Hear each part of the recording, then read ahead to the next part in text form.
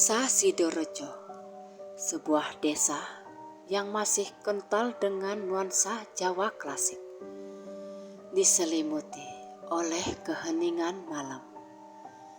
Aroma tanah basah sehabis hujan bercampur dengan wangi bunga melati yang ditanam di pekarangan rumah.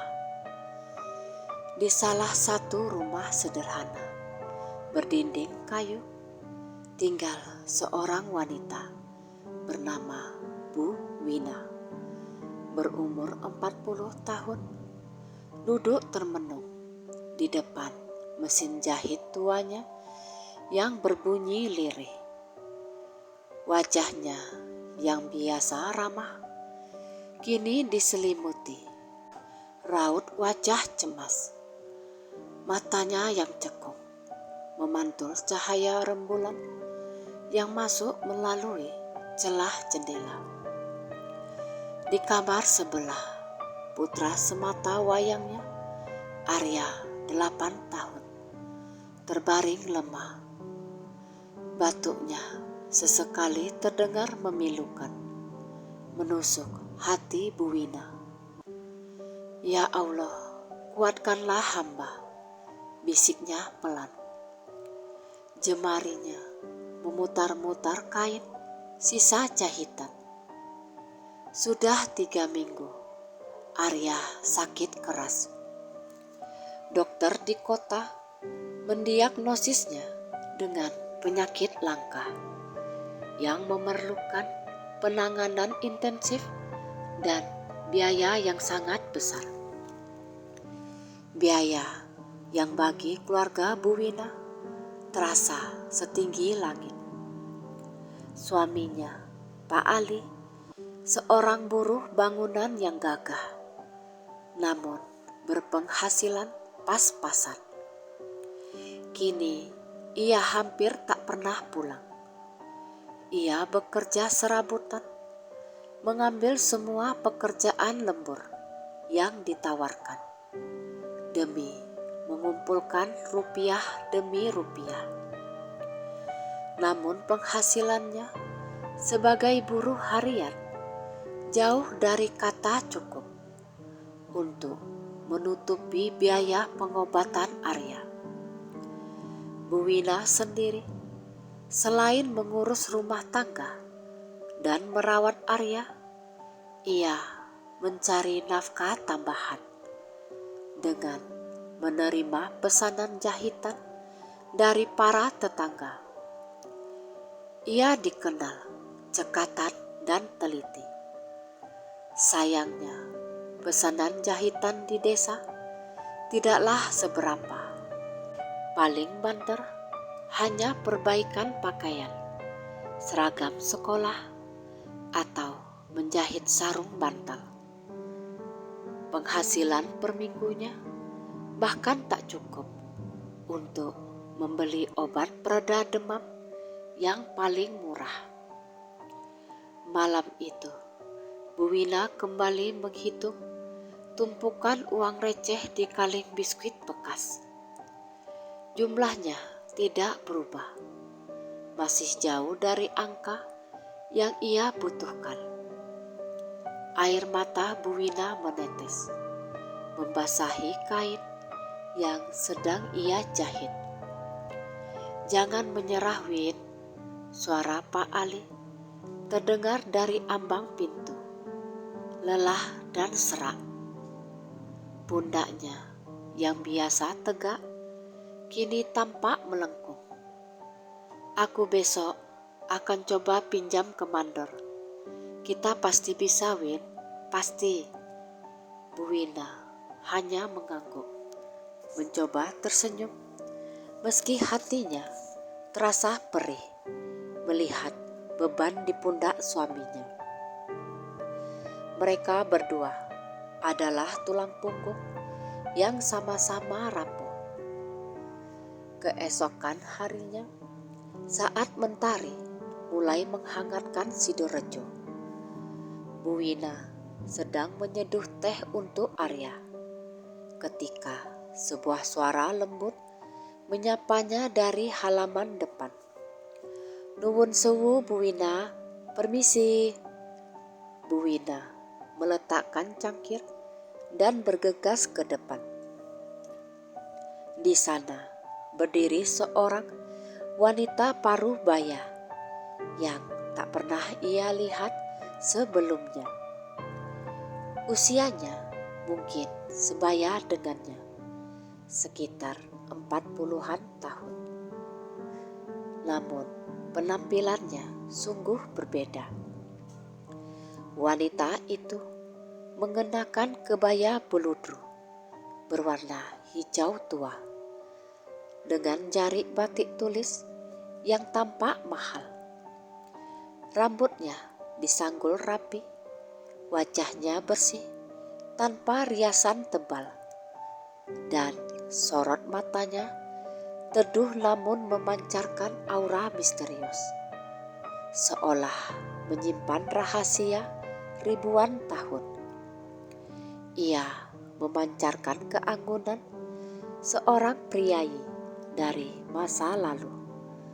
"Monggo, silakan masuk, Bu," ujar Bu Wina dengan sedikit canggung.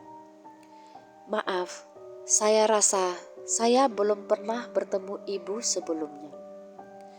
Wanita itu tersenyum tipis, menampilkan deretan gigi putih yang rapi.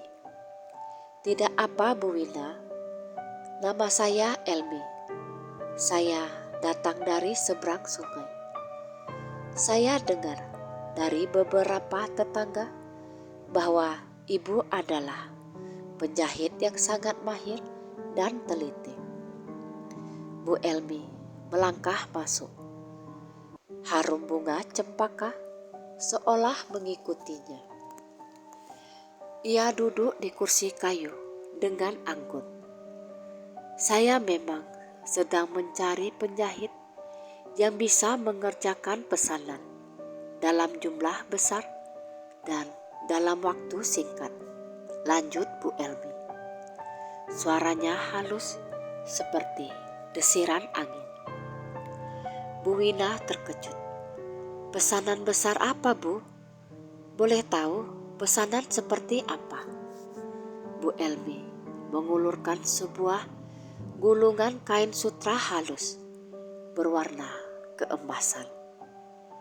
Kain itu terasa dingin di tangan Bu Wina dan berkilauan indah, jauh lebih mewah dari kain yang pernah ia sentuh seumur hidupnya. "Saya ingin Ibu menjahitkan 100 pasang pakaian adat Jawa untuk acara besar di keluarga saya," jelas Bu Elmi. "Desainnya sudah saya siapkan dan saya butuh ini selesai dalam waktu 2 minggu. Mata Bu Wina membulat. 100 pasang pakaian adat dalam 2 minggu? Itu adalah pekerjaan yang sangat-sangat besar, hampir mustahil diselesaikan olehnya seorang diri. 2 minggu? Cuman saya sendiri, Bu. Itu terlalu berat." Bu Wina terlihat ragu. Bu Elmi hanya tersenyum menenangkan. "Jangan khawatir soal itu. Saya akan berikan Ibu upah yang sangat pantas. Jika Ibu sanggup menyelesaikannya dengan baik, saya akan berikan Ibu upah total sebesar..." Bu Elmi menyebutkan sebuah angka.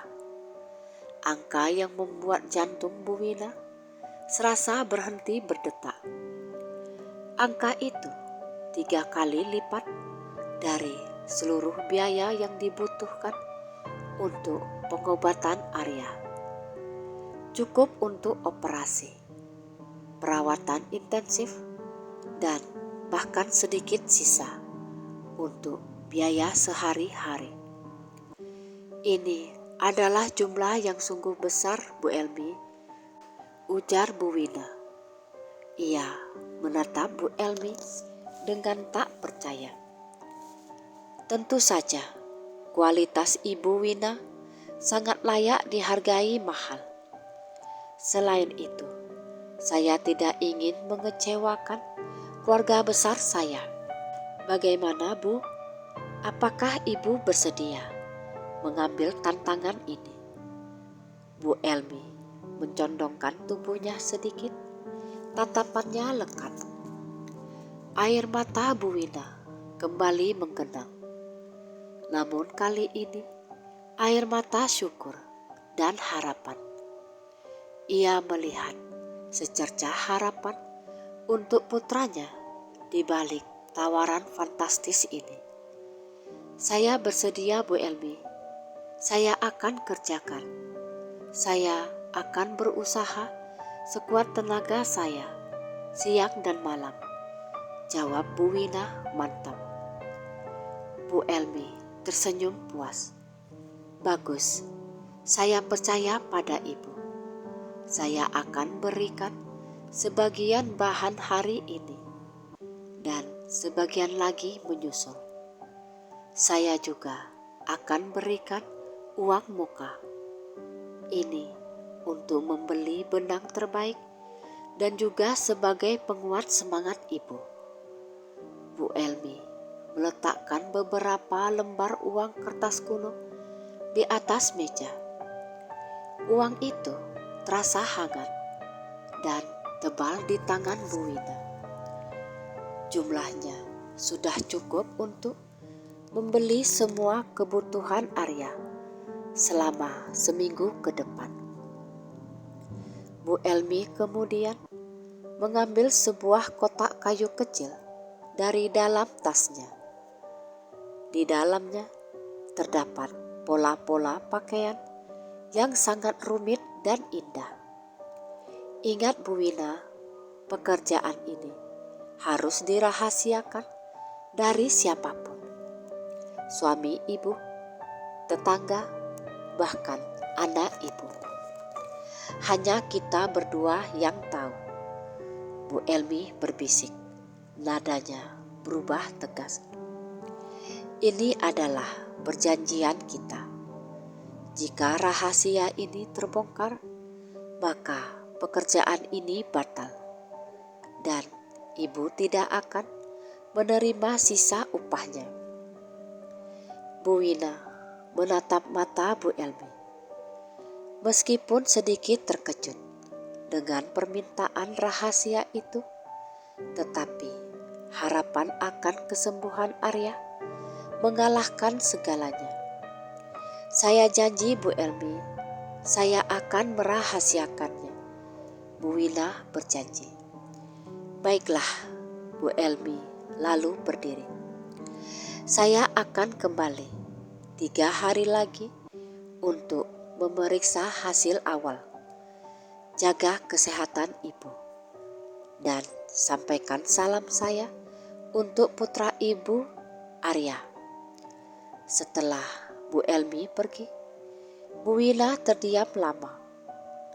Rumahnya terasa lebih dingin. Meskipun mentari sudah terik. Ia memeluk kain sutra keemasan itu erat-erat.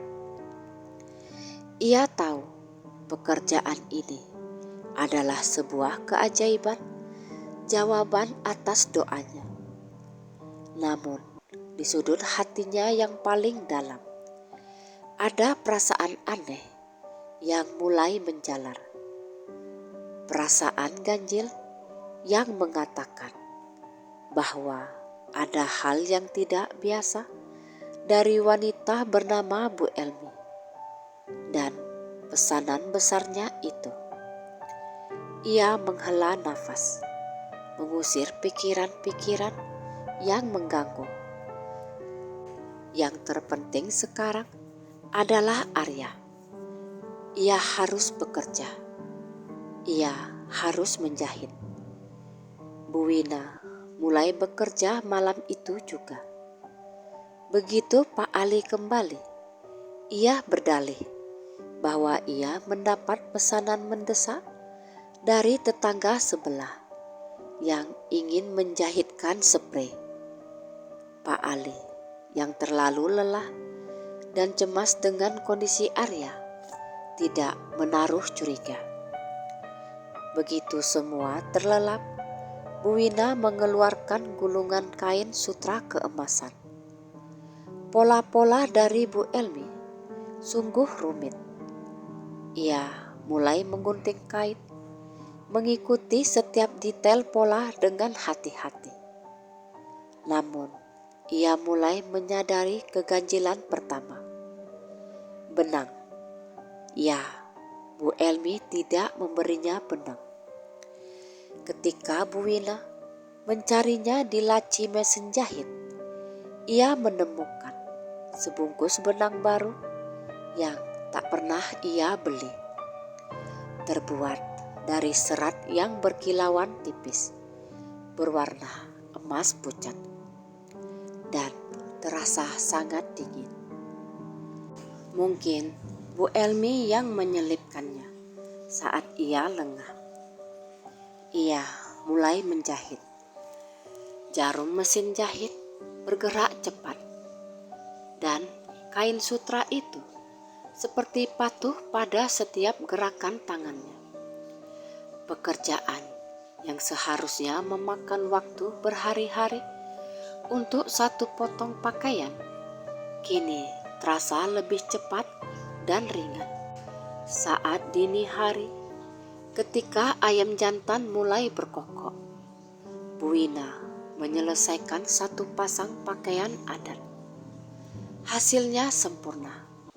Jahitannya rapi, kuat, dan pola rumit itu tampak hidup.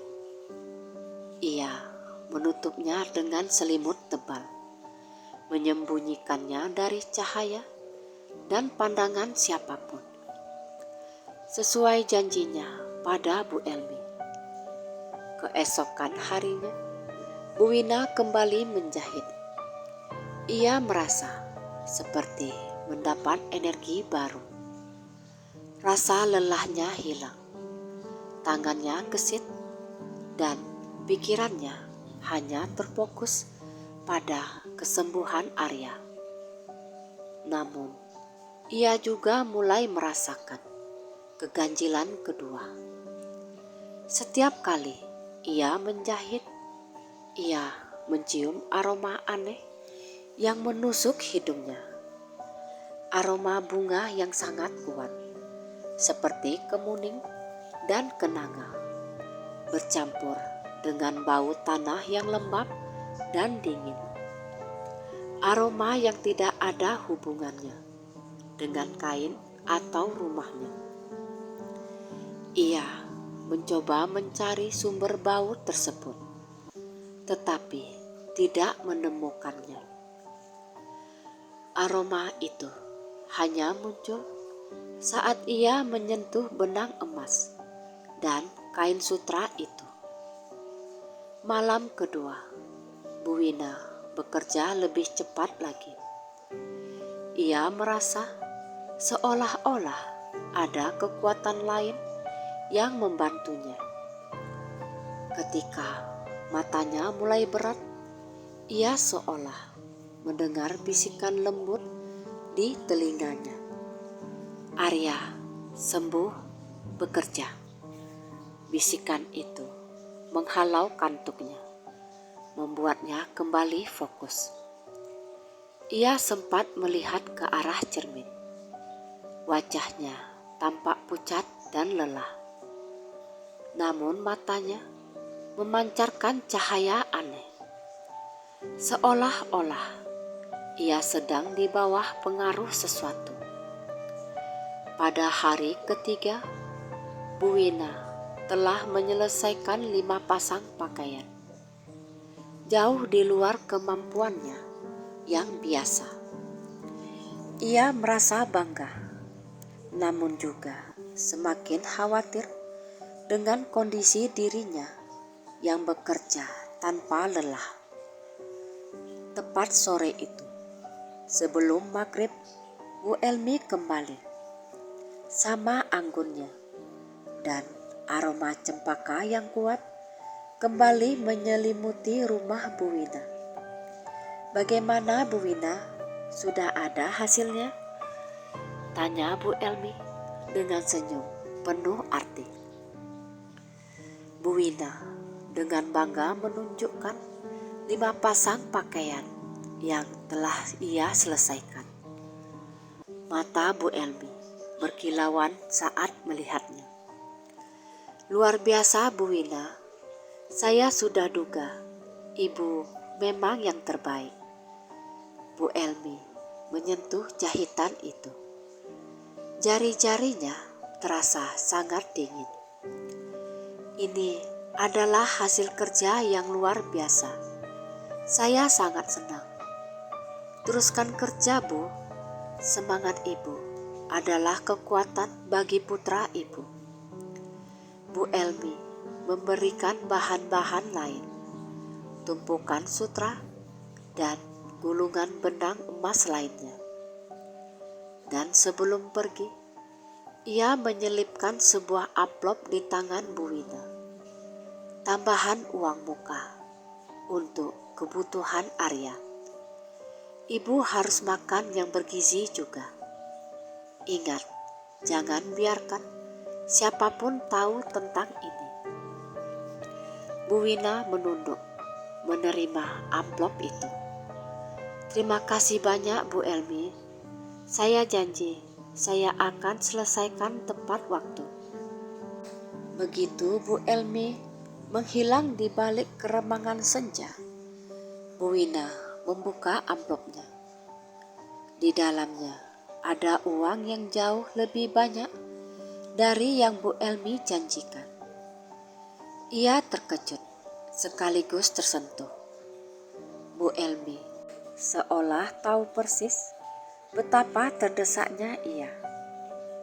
Namun, semakin banyak uang yang ia terima dan semakin cepat pekerjaannya selesai, Bu Wina justru merasa semakin gelisah.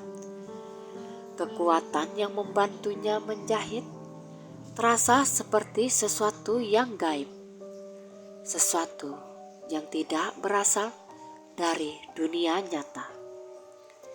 Ia mulai curiga bahwa janji Bu Elmi jauh lebih besar dari sekedar upah menjahit, dan rahasia yang ia pegang mungkin lebih berbahaya daripada yang ia bayangkan. Waktu berlalu dengan cepat, ditandai oleh suara mesin jahit Bu Wina yang tak kenal lelah. Hari demi hari, tumpukan pakaian adat keemasan itu semakin tinggi. Berkat pesanan Bu Elmi, Arya kini mendapat pengobatan yang lebih baik. Demamnya mulai turun dan senyum tipis mulai kembali ke wajahnya, meskipun ia masih sangat lemah. Hal ini menjadi pendorong utama Bu Wina untuk terus bekerja, mengabaikan rasa lelahnya dan keanehan yang semakin sering ia rasakan. Keganjilan ketiga mulai muncul, yaitu waktu. Bu Wina merasa ia bekerja tanpa henti selama berjam-jam. Tetapi jam dinding di rumahnya seolah bergerak lebih lambat. Ia mulai bekerja setelah maghrib, dan ketika ia merasa sudah bekerja selama setidaknya 6 jam, jarum jam baru bergeser 2 atau 3 jam saja. Sebaliknya, waktu yang dihabiskan Bu Wina bersama Arya di siang hari terasa singkat dan cepat berlalu, seolah waktu di rumahnya tidak berjalan dengan kecepatan yang normal. Suatu malam, Pak Ali pulang lebih awal. Ia terkejut melihat Bu Wina masih terjaga di tengah malam. duduk kaku di depan mesin jahit. "Win, kamu ini kenapa? Sudah hampir tengah malam. Istirahatlah, wajahmu pucat sekali," tegur Pak Ali dengan nada khawatir. Bu Wina terkesiap, seperti baru tersadar dari lamunan. Ia buru-buru menutupi tumpukan kain sutra dengan kain batik lusuh. "Mas Ali, aku sedang menyelesaikan pesanan penting. Besok harus sudah diambil. Aku harus kejar target," jawab Bu Wina, berusaha terdengar santai. "Pesanan dari siapa? Bukannya Bu Lasri bilang jahitannya masih lama batas waktunya?" tanya Pak Ali curiga. Bu Wina ingat janjinya pada Bu Elmi. Ia tidak boleh membocorkan rahasia ini. "Bukan dari Bu Lastri, Mas. Ada orang baru dari desa sebelah. Mereka minta cepat. Sudah, Mas istirahat saja. Aku sebentar lagi juga tidur," desak Bu Wina sedikit mendesak. Pak Ali memandang istrinya dengan curiga. Ia melihat kelelahan di mata Bu Wina. Namun juga ada semacam api yang membakar semangatnya. Api yang terasa dingin dan asing. Ia ingin bertanya lebih jauh. Namun ia juga tak tega menambah beban pikiran istrinya. Ia tahu Bu Wina melakukan ini demi Arya. "Baiklah Win, jangan terlalu dipaksakan ya.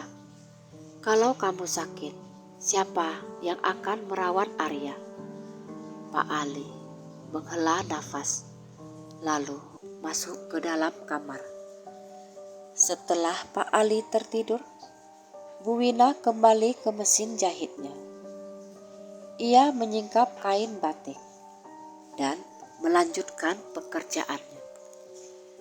Begitu tangannya menyentuh benang emas itu, bau harum kemuning dan kenanga kembali menyeruak, dan rasa kantuknya hilang seketika, digantikan oleh dorongan untuk terus menjahit. Memasuki minggu kedua, Bu Wina sudah menyelesaikan hampir 80 pasang pakaian. Ia menjadi mesin jahit yang sempurna. Gerakannya tanpa celah. Namun ia menjadi semakin kurus. Matanya cekung dan senyumnya jarang terlihat. Keganjilan keempat adalah suara.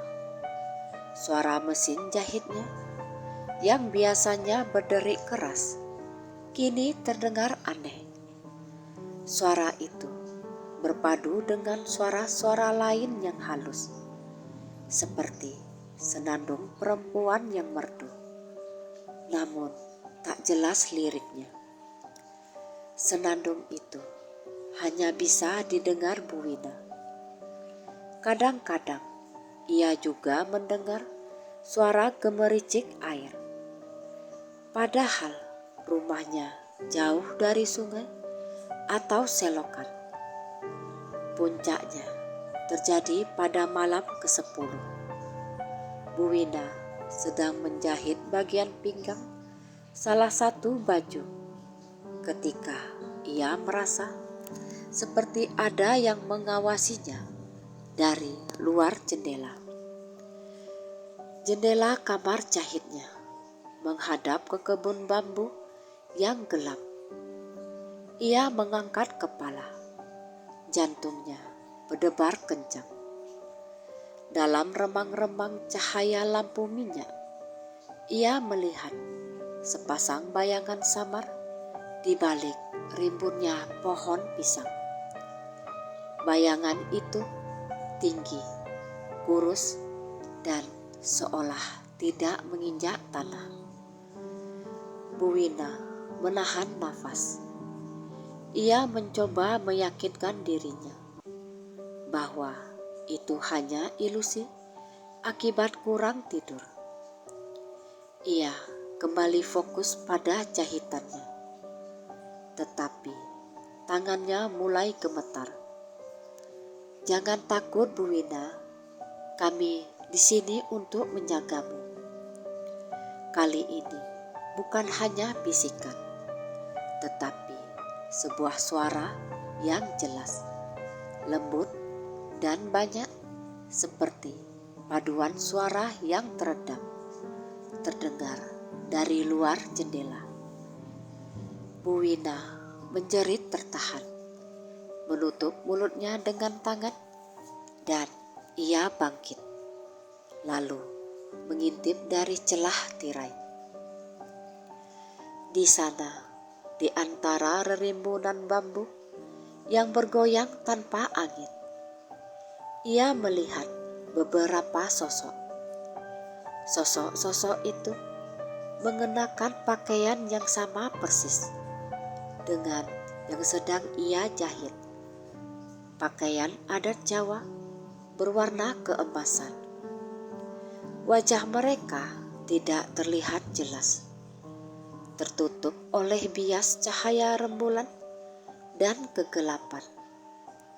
Tetapi mata mereka bersinar redup, memancarkan cahaya yang sama dengan benang emas di tangannya. Sosok-sosok itu tidak bergerak, hanya berdiri diam, mengawasinya seolah menunggu hasil pekerjaannya. Mereka tampak anggun, tetapi kehadiran mereka menebarkan hawa dingin yang menusuk tulang. Bu Wina segera menutup tirai dan lari ke dalam kamar. Ia memeluk Arya yang sedang tertidur pulas. Ia mulai nangis. Ia yakin 100% makhluk yang ia lihat itu bukan manusia. Ia teringat cerita-cerita lama tentang orang bunian atau peri tanah dari mitologi Jawa. Makhluk gaib yang katanya tinggal di dimensi lain dan sering terlihat mengenakan pakaian adat yang indah dan mewah. Mereka dikenal sering meminta bantuan manusia untuk hal-hal yang tidak bisa mereka lakukan sendiri, seperti menjahit atau membuat kerajinan. Dan sebagai imbalannya, mereka akan memberikan harta kekayaan, atau kadang-kadang meminta sesuatu yang sangat berharga. Ya Tuhan, jadi Bu Elmi, Bu Wina bergumam, menyadari siapa sebenarnya pelanggannya itu. Bu Elmi adalah pemimpin atau perwakilan dari makhluk-makhluk gaib itu. Kepalanya mulai berputar, tetapi tekadnya kembali menguat. Ia sudah terikat. Ia sudah mengambil uangnya, dan yang lebih penting, Arya mulai pulih. Ia harus menyelesaikan tugas tersebut. Ia tidak boleh membatalkan perjanjian. Kesembuhan Arya adalah taruhannya. 12 hari telah berlalu. Bu Wina berhasil menyelesaikan total 98 pasang pakaian. Mesin jahitnya kini terasa sangat panas dan berasap setiap kali digunakan. Tubuhnya terasa ringan, seolah ia hanya terdiri dari roh dan benang. Pagi itu, Pak Ali akhirnya tidak bisa menahan diri. Ia melihat keadaan istrinya yang sudah sangat mengkhawatirkan. "Win, hentikan. Aku akan kembalikan semua uangnya. Kita bawa Arya ke pengobatan alternatif. Kamu sudah seperti bukan dirimu lagi," pinta Pak Ali sambil memegang bahu istrinya. "Tidak, Mas. Tinggal 2 pasang lagi. Sedikit lagi kok," tolak Bu Wina keras. Matanya memerah. "Uangnya sudah kita pakai. Kita tidak bisa membatalkannya. Percayalah padaku. Ini semua demi Arya." Mereka terlibat pertengkaran kecil yang langka di rumah tangga mereka. Pak Ali ingin menyelamatkan istrinya, sedangkan Bu Wina ingin menyelamatkan anaknya. Tepat saat ketegangan mencapai puncaknya, Bu Elmi muncul di ambang pintu, seolah dipanggil oleh energi konflik mereka. Bu Elmi terlihat muram. Aroma cempaka kali ini terasa lebih tajam, bahkan menusuk hidung Pak Ali. "Nuwun sewu, ada apa ini ribut-ribut di pagi hari?" tanya Bu Elmi dengan nada dingin. Pak Ali menatap Bu Elmi. Ia tidak mengenal wanita itu, tetapi aura yang dipancarkannya begitu kuat sehingga membuat Pak Ali merinding. "Anda siapa? Apa yang Anda lakukan pada istri saya?"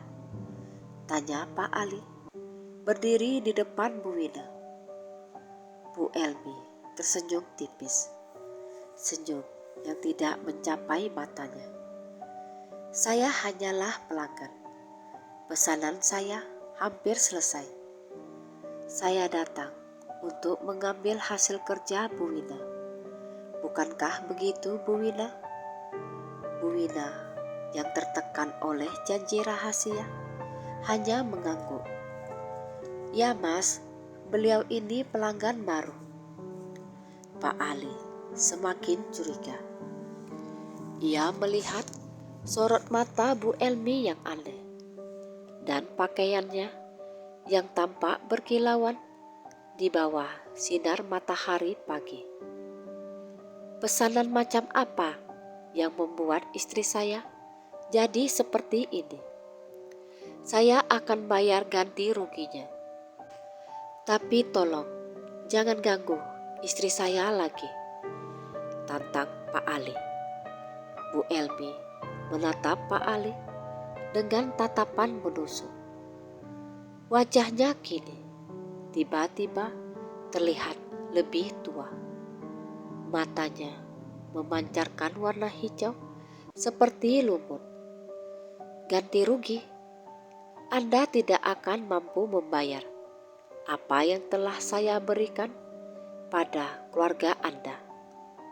Upah ini tidak hanya untuk menjahit. Ini adalah sebuah perjanjian." "Perjanjian? Perjanjian apa?" tanya Pak Ali menuntut.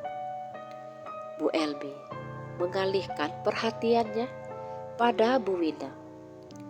"Bu Wina, tunjukkan hasil kerja Ibu. Saya sudah tidak punya banyak waktu." Bu Wina gemetar, mengambil tumpukan pakaian dan meletakkannya di meja. Bu Elmi menyentuh setiap pasang dengan jari-jarinya yang panjang. "Sempurna, semua 98 pasang. Hanya kurang 2 pasang lagi. Saya akan selesaikan hari ini, Bu Elmi. Saya janji," kata Bu Wina. "Tidak perlu, Bu Wina." Bu Elmi tersenyum lebar. Kali ini senyumnya terlihat menyeramkan. 98 sudah cukup. 2 pasang sisanya biarlah menjadi ganti rugi dari janji yang sudah ibu langgar. Bu Wina dan Pak Ali terdiam. Saya memang menjanjikan upah yang sangat besar, melebihi biaya pengobatan anak ibu. Dan saya sudah membayarnya di awal. Tetapi ada satu hal lagi yang harus ibu berikan sebagai imbalan sempurna atas jasa menjahit untuk kami, kata Bu Elmi. Bu Wina merasakan firasat buruk yang mengerikan. Apa itu, Bu Elmi? Bu Elmi melangkah mendekat. Suaranya kini seperti bisikan ular. Kami membutuhkan seorang penjahit di alam bunian. Kami tidak bisa masuk ke dunia manusia terlalu lama. Kami hanya bisa menjahit dengan sempurna jika dibantu energi manusia yang kuat. Ibu sudah membuktikan ibu adalah penjahit yang sempurna untuk kami. Jadi, sebagai upah terakhir, saya meminta ibu untuk tinggal bersama kami.